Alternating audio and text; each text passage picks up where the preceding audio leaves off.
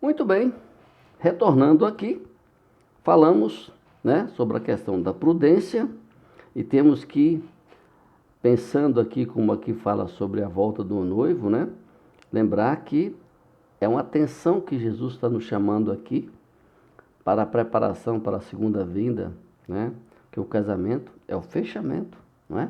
Então, é onde Cristo vem buscar a sua noiva. Então, amados irmãos, nós temos que estar preparados para não ser pego de surpresa, ok? Segunda coisa que Jesus trabalha aqui nesse texto, nessa parábola, é a questão da paciência. Ele trabalha a prudência, agora a questão da paciência. Mas por quê, pastor? Veja que o texto fala que todas as 10 virgens, as noivas estavam preparadas, mas o noivo demorou e elas dormiram. Por quê? Porque demorou, não é? Elas foram tomadas de sono. Por quê? Por causa da longa espera.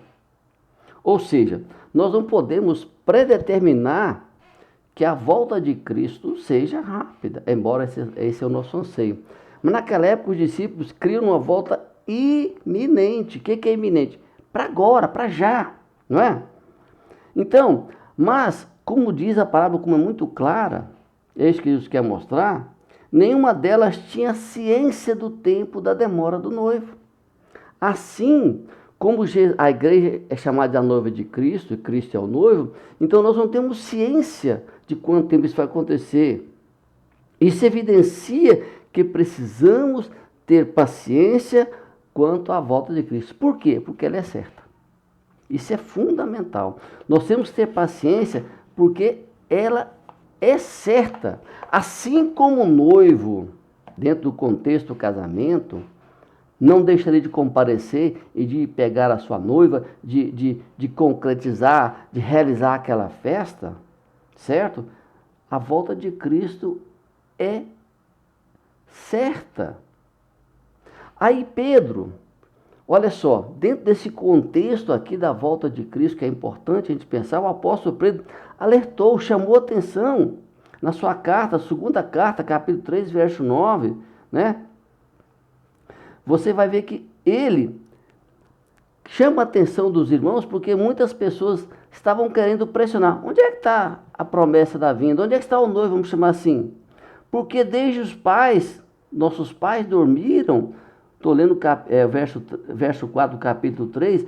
Todas as coisas permanecem desde o princípio da criação. Ou seja, onde está a volta de Cristo? Onde está a volta do noivo? Não é? Isso preocupa. Mas o que Pedro quer ensinar? Cuidado.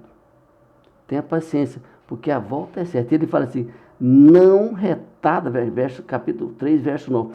Não retarda o Senhor a sua promessa, ainda que alguns a tenham por tardia.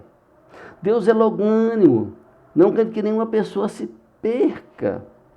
Então, ou seja, Deus dá um tempo para que as pessoas se arrependam. É fundamental.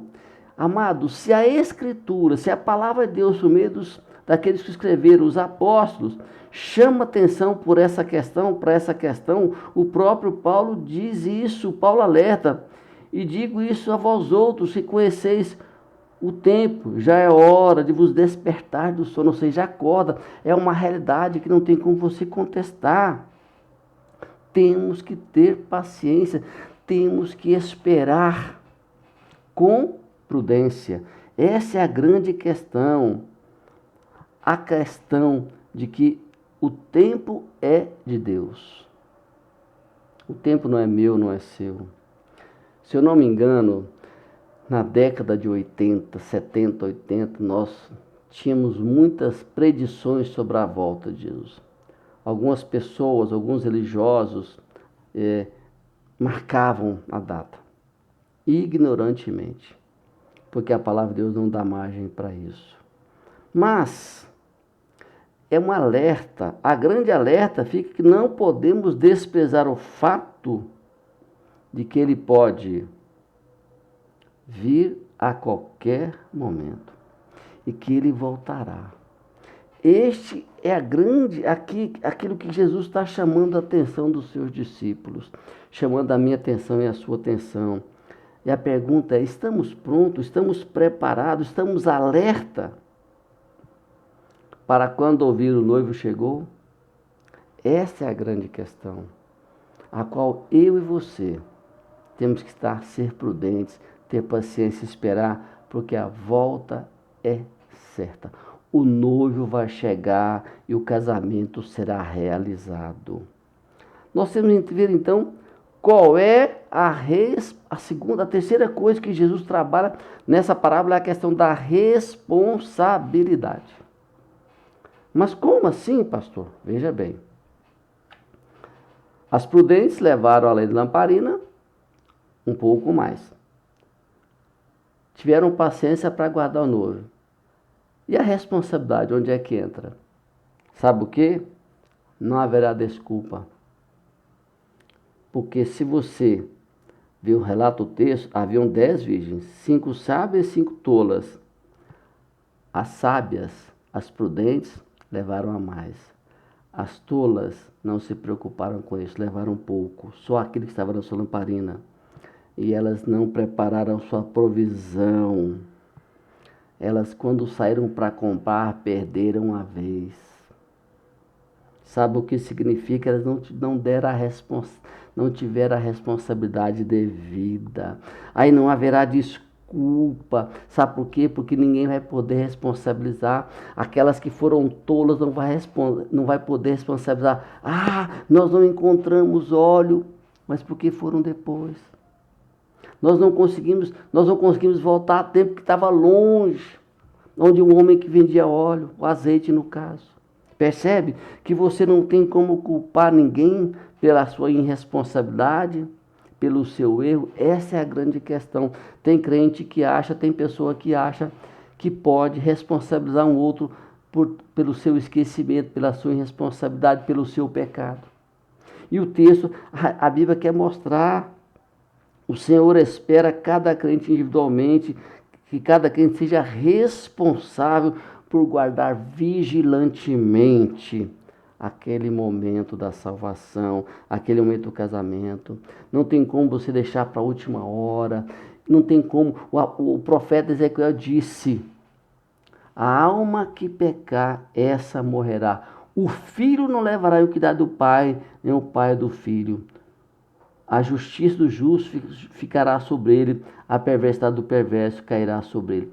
Não tem como eu querer colocar a responsabilidade do meu esquecimento, da minha imprudência, da minha falta de paciência no outro. Por mais que eu tenha errado comigo, eu não vou poder justificar, não vou poder usar isso como desculpa. E sabe o que é interessante? Primeira vez que eu li essa parábola, eu confesso a você que eu demorei a entender. Até hoje eu ainda tenho uma dificuldade. Sabe qual foi a primeira impressão que eu tive? Vou dizer para você, e talvez você pense assim, talvez você tenha pensado um dia. Ah, mas essas 5 virgens, outras lá, foram ruins, hein? Olha que mau exemplo. Custava repartir um pouco? Já te passou isso pela sua cabeça? Confesso que na minha passou, né? Porque você lê assim, parece até uma maldade. Poxa, mas Jesus ensina que a gente tem que dividir as coisas, né? Quem tem que repartir. Certo. E Jesus ensina mesmo, nós temos que dividir, temos que repartir. Mas não nesse caso aqui. Porque o caso aqui se trata de vida eterna, se trata de salvação. O azeite não poderia ser repartido. Assim como a expectativa no coração da volta de Cristo não pode ser repartida. Isso é importantíssimo, meu querido. Ela tem que ser incentivada. E esse é o nosso propósito, incentivar você a cultivar a sua espiritualidade, a sua relação com Deus, ansiar pela volta de Cristo. Você tem que levantar todos os dias e dizer: Maranata, ora vem, Senhor Jesus. Você tem que estar preparado. Você tem que estar ansioso para a volta de Cristo. Mesmo que às vezes você acha que demora.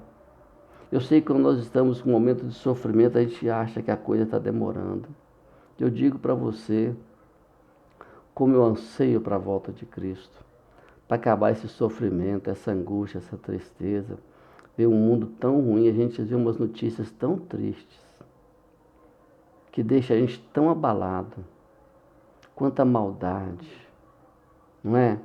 Eu não sei como você se sente diante disso. Qual é a sua expectativa em relação à volta de Cristo? Você já parou para pensar? Eu pergunto para você, qual a sua expectativa?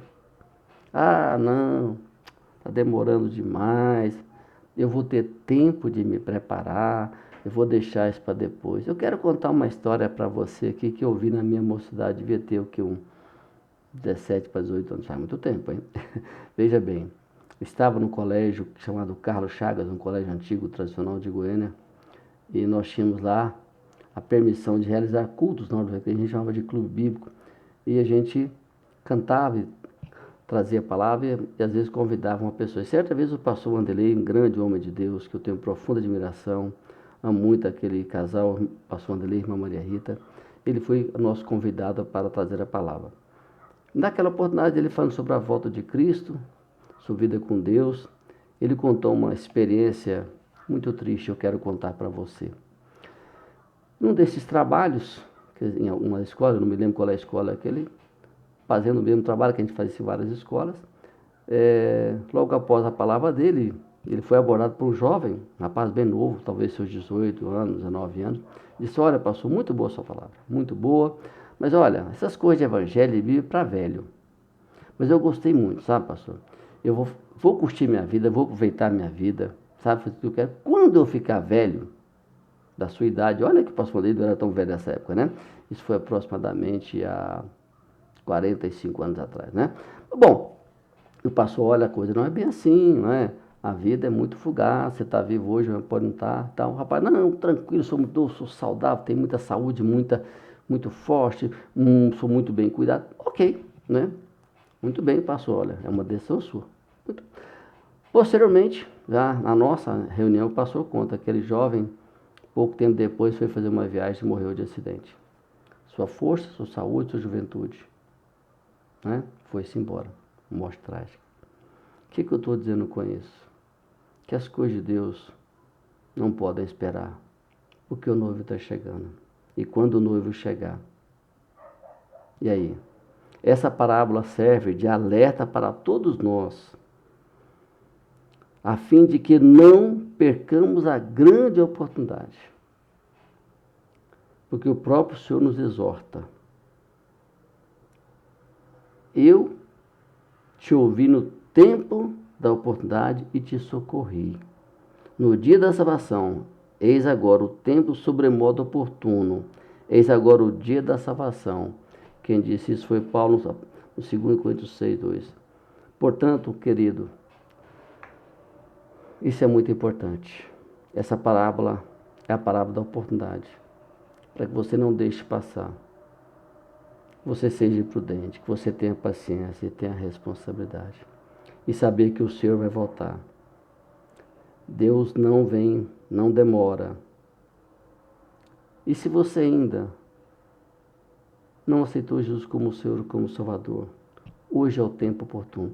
Esta é a hora de você ter a sua vida com Cristo. Talvez seja até faz parte de uma igreja, mas não é filho de Deus.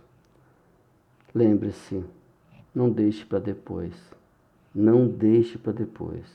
Venha sem demora. Que Deus te abençoe e lembre-se dessa palavra tão importante. Essa é a oportunidade de Deus para você.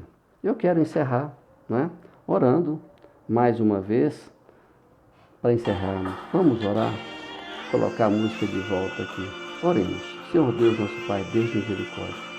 Te agradeço pela oportunidade que o Senhor me deu de trazer essa palavra. Eu te peço, Pai, que cada pessoa que ouvir seja alcançada pela Tua graça salvadora. Que seja abençoado, seja edificado, que haja crescimento. Dá-lhe uma semana abençoada na Tua presença. Que nenhum perca a oportunidade que o Senhor está dando para nós. Dá-nos, Senhor Deus, uma noite de descanso. Perdoa os nossos pecados. Eu oro e agradeço em nome de Jesus. Amém. Querido, Deus te abençoe. Até a próxima oportunidade. Se você gostou, compartilhe para que mais pessoas sejam edificadas e sejam alcançadas. Um grande abraço, Deus te abençoe e até a próxima.